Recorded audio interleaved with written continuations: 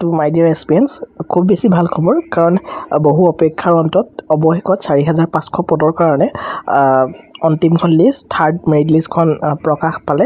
আৰু খুব সুন্দৰভাৱে ইয়াতে পূৰ্বতে যেনেকৈ ধৰণে তেওঁলোকে ইয়াতে ইনক্লুড কৰিছে নামখিনি, তেনেকৈ ধৰণে ইয়াতে ইনক্লুড হৈ আছে।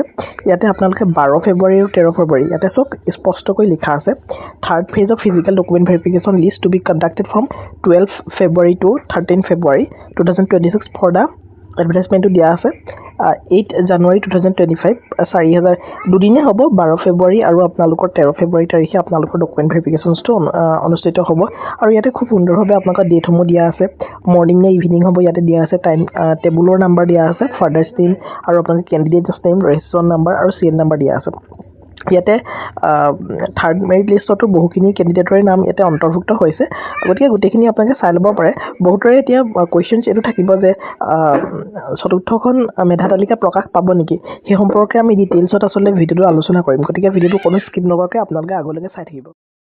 ইয়াতে আপোনালোকৰ থাৰ্ড লিষ্টখনৰ প্ৰায় 911জন কেণ্ডিডেটক ইয়াতে চিলেক্ট কৰিছে, গতিকে খুব সুন্দৰভাৱে আপোনালোকে চাই ল'ব পাৰে। ইয়াতে কিছুমান কথা ইয়াতে উল্লেখ কৰিছে, কিছুমান point. The NIS candidate are hereby asked to comply the notice regarding proof of in service teacher. তো NIS টিচাৰসকলৰ কাৰণে যিখিনি ডকুমেণ্ট লাগে সেইখিনি কথা ইয়াত উল্লেখ কৰিছে। The candidate are requested to bring self attested photocopy. আগতে যিখিনি কথা আলোচনা কৰিছিলোঁ সেই একেখিনি কথাই, চেল্ফ এটেষ্টেড ফটোকপি নিব লাগিব। আপোনালোকে যিমানখিনি ডকুমেণ্ট লাগে সেইখিনি মই লিষ্ট আগতে আপোনালোকক দিছিলোঁ, সেই একেখিনি ডকুমেণ্টে ইয়াতো লৈ যাব লাগিব, ঠিক আছে। লগতে অৰিজিনেল কপিটো কিন্তু নিবলৈ নাপাহৰিব, ঠিক আছে। নেক্সট কৈছে the candidates are requested to bring all the acknowledge of online application. Online এপ্লিকেশ্যনৰ যিখন একনলেজমেণ্ট ফৰ্ম আছিলে সেইখনো আপোনালোকে নিব লাগিব। The candidates will be cancel for with if any kind of, যদি কিবা আপোনালোকৰ ভুল ইনফৰ্মেশ্যন তেওঁলোকে তাতে লাভ কৰে তেতিয়াহ'লে আপোনালোকে কেণ্ডিডেটছাৰটো কি কৰা হ'ব, কেঞ্চেল কৰা হ'ব।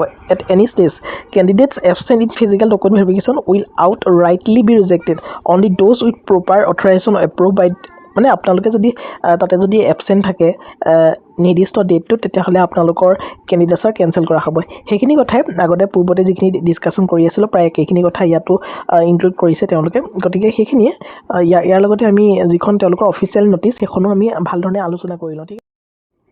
ইয়াতে নটিছখন আজি প্ৰকাশ পাইছে 10 ফেব্ৰুৱাৰী তাৰিখে। ইয়াতে খুব সুন্দৰভাৱে লিখা আছে ইন কণ্টিনিউশ্যনছ টু দিছ নটিছ, এইখিনি এডভাৰটাইজমেণ্ট নামৰ কথা নাম্বাৰ লিখা আছে। Third document verification list of the candidates is publish in the official website. এই ৱেবছাইটত গৈ পিনি নিজেও ডাউনলোড কৰি ল'ব পাৰিব, যিখন তেওঁলোকৰ থাৰ্ড ভেৰিফিকেশ্যন লিষ্ট 4,500 পদৰ এগেইনষ্টত। ইয়াত কৈছে the candidate are requested to attend the physical document verification. 12 আৰু 13 তাৰিখে দুদিনৰ কাৰণে তেওঁলোকৰ ডকুমেণ্ট ভেৰিফিকেশ্যন হ'ব। আৰু ইয়াতে ক'ত হ'ব, ছেইম প্লেচ, গ্ৰাউণ্ড ফ্ল'ৰ হ'ল ৰহিকা Assam agriculture university international guest house, ঠিক আছে। টাইমটো দিয়া আছে মৰ্ণিং আৰু ইভিনিং টাইমত। বাকী ইয়াতে যিখিনি ইম্পৰ্টেণ্ট পইণ্টছ সেই পইণ্টছখিনিও আগতে আমি যিখিনি আলোচনা কৰি আহিছোঁ সেইখিনিয়ে দিয়া আছে, গতিকে আপোনালোকে এবাৰ নিজেও চাই ল'ব। মই এটা এটাকৈ পঢ়ি নিদিওঁ, কাৰণ এইখিনি আগতে কোৱাই হৈছে আপোনালোকক। ইয়াতে কোনো ধৰণৰ উল্লেখ কৰা নাই তেওঁলোকে যে চতুৰ্থখন মেধা তালিকা প্ৰকাশ হ'ব, গতিকে এখনেই হয়তো শেষৰখন মেধা তালিকা আছিলে। গতিকে যিসকলৰ নাম নাই অহা তেওঁলোকৰ পুনৰ আৰু তেওঁলোকৰ বাবে পুনৰ মেধা তালিকা প্ৰকাশ নকৰে, গতিকে তেওঁলোকৰ পুনৰ যেতিয়া এডভাৰটাইজমেণ্ট মুকলি কৰি দিব চিটেটৰ কাৰণে তেওঁলোকে খুব সুন্দৰভাৱে প্ৰিপেৰেশ্যন কৰক নিজকে, কাৰণ জুলাই মাহত পুনৰ চিটেট হ'ব। কাৰণ তেওঁলোকৰ মাৰ্কছটো কম আছে, মাৰ্কছটো অলপ বঢ়াব লাগিব, মাৰ্কছটো বঢ়ালে পৰৱৰ্তী সময়ত ডেফিনেটলি আপোনালোকে চিলেকশ্যন পাব, ঠিক আছে। তো ভিডিঅ'টো মই ভাবিছোঁ আপোনালোকৰ কাৰণে হেল্পফুল হৈছে। আৰু যিসকলৰ নাই অহা নাম, তো তেওঁলোকৰ মাৰ্কছসমূহ আমাক জনাবচোন, আমি তাৰ জৰিয়তে এটা সমীক্ষা কৰিবলৈ চেষ্টা কৰিম, ঠিক আছে। তো ভিডিঅ'টো ইমানেই আছিলে, মই ভাবিছোঁ ভিডিঅ'টো হেল্পফুল হ'ব আপোনালোকৰ কাৰণে। আৰু হেল্পফুল যদি হয় ডেফিনেটলি ভিডিঅ'টো আপোনালোকে লাইক কৰিব, শ্বেয়াৰ কৰিবলৈ নাপাহৰিব, লগতে চেনেলটো ছাবস্ক্ৰাইব কৰি বেলখন টিপি অলৱেজ কৰিব। Thank you so' much, see you in next video'.